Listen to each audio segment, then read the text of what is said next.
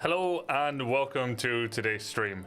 In my previous video, you have seen my top 10 good habits to win in Dota 2, and that is very nice.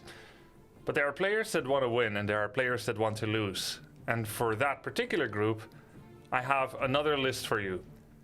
Top 8 bad habits to guarantee a loss in Dota 2. You ready for it? Let's start with number 1.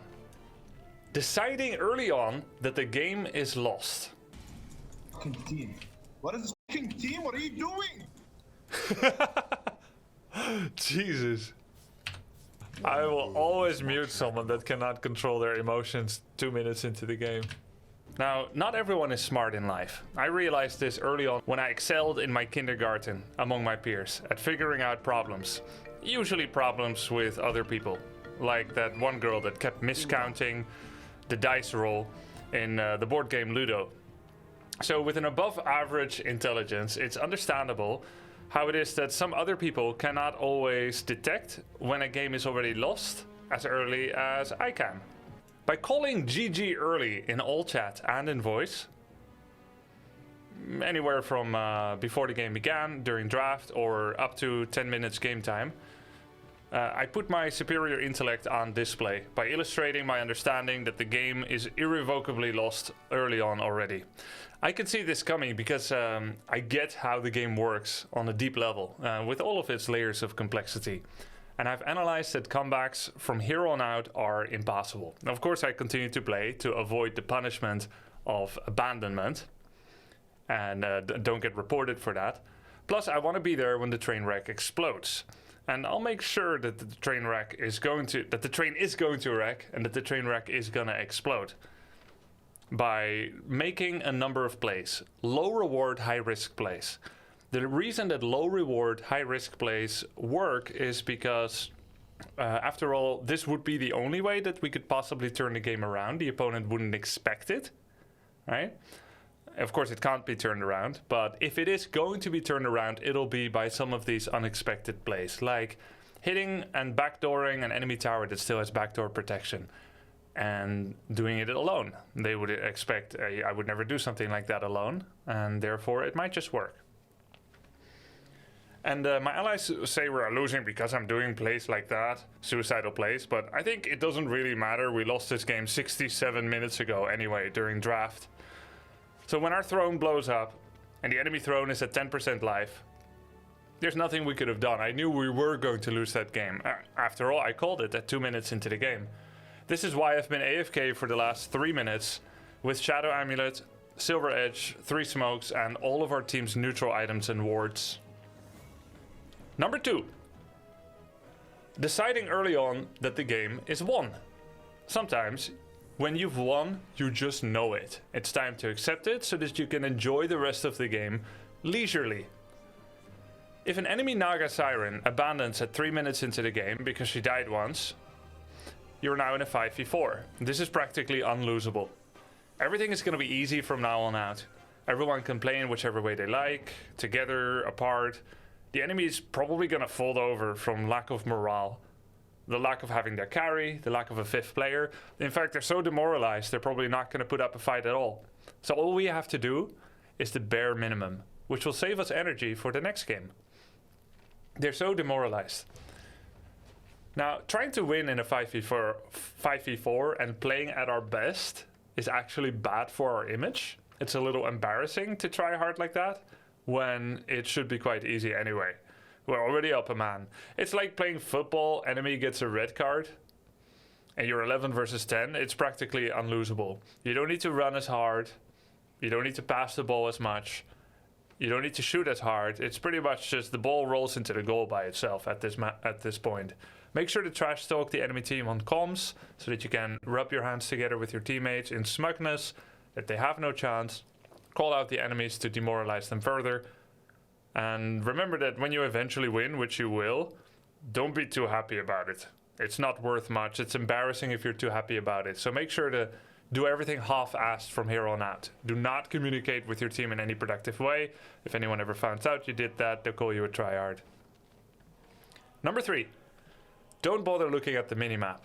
It is your mid player's job to call out every single time the enemy team mid disappears from the minimap, or disappears from their direct vision. They have a better look at it than you do, and it is their job to call out when the enemy mid is missing. After all, when you die or someone else dies, you're always like, no missing ping, no missing ping. And this is legit. This is how it should be. In fact, the moment that the enemy mid laner disappears from vision, the mid player on your team should start a countdown, factoring in the movement speed of the mid player, the distance till the next fog of war break on your lane, and whether they have a haste rune, and so on and so forth. So they should start a mental countdown and keep you apprised. 19, 18, 17, 16 seconds left until you could maybe possibly be ganked. They should reset that timer the moment that the enemy appears in mid again, and then restart it again when they disappear from fog, even just for a second again. If there is a differential between how long it would take for the top lane to be ganked and the bottom lane, they should specify that in a clear way that couldn't possibly be misinterpreted. You can say something like this: top plus 2 seconds to bot. Therefore, when you do a countdown and you say top 19, top 18, therefore it means that it's bot 17, bot 16, because top 2 seconds more than bot. So in this easy manner that cannot possibly be misunderstood, they know, like, okay, it's 19 seconds, it's 12 seconds, it's 1 second left till top could be ganked, and then 2 extra ones, or was it 2 fewer ones for bot? Anyway, mid will figure it out. You don't need to look. In terms of the mid game or the late game, if you're not all on the same screen anyway, you're all too far apart from each other to deathball appropriately and to eat the 5-man Echo Slam from Earthshaker. So you definitely want to just cluster together, not bother with looking at the minimap because you're all there anyway. Number 4, make the best plan and then execute it no matter what.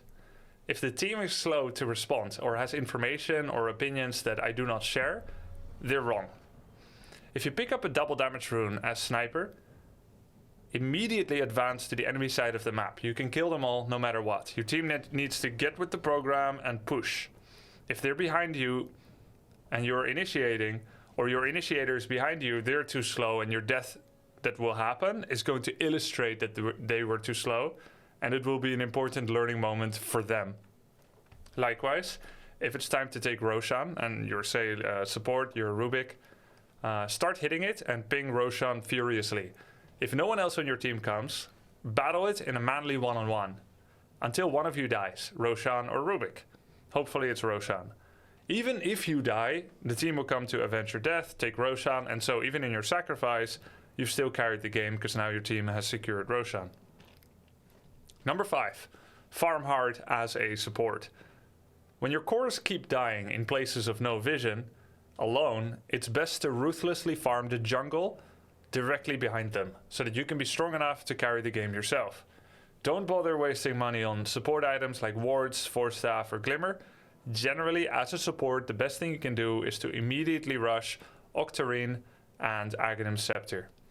Some of the Aghanim Scepters that are best to get early and rush it are on support Clinks, so that you have extra disruption, damage, and distraction, and of course on support Night Stalker, so that you can do an AoE stun.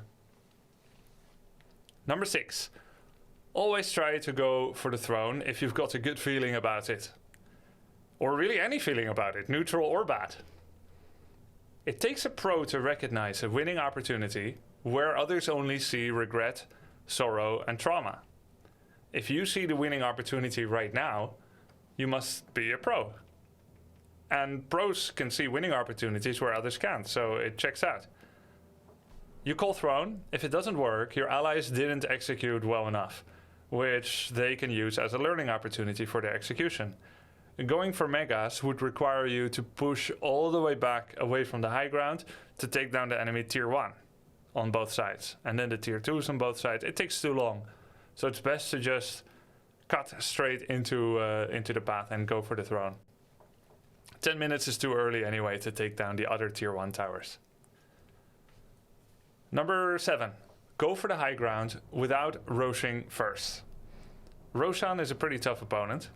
You lost that one-on-one with Rubik earlier on, So you figure generally one shouldn't mess with it. Vision is pretty limited in Roshan Pit, whereas vision greatly expands once you get onto the enemy high ground, which means a quick attack can often take down a set of barracks, which always offers a chance to still do Roshan later, once you've built up some momentum in the mid wave by taking down their barracks, and your creeps are stronger. The worst thing that can happen is that you would die trying, and then maybe the opponent would take Roshan instead, but it's always the best to hope for the best. This is what teamwork means. Teamwork means trusting in your allies and trusting that you can execute well together. It's the key to teamwork. I trust that we can take the high ground and the barracks together now, and that's because it's never gone wrong before to walk up enemy high ground. That's number 7. Number 8, I want to leave it to chat. Chat, what is the number 8 best bad habit that we have in Dota 2? Picking random hero. Perfect. When the draft begins, pick a random hero. You get a free mango and fairy fire. You're basically winning the lane. And with that, hope you can enjoy your Dota 2 games. Thanks for watching.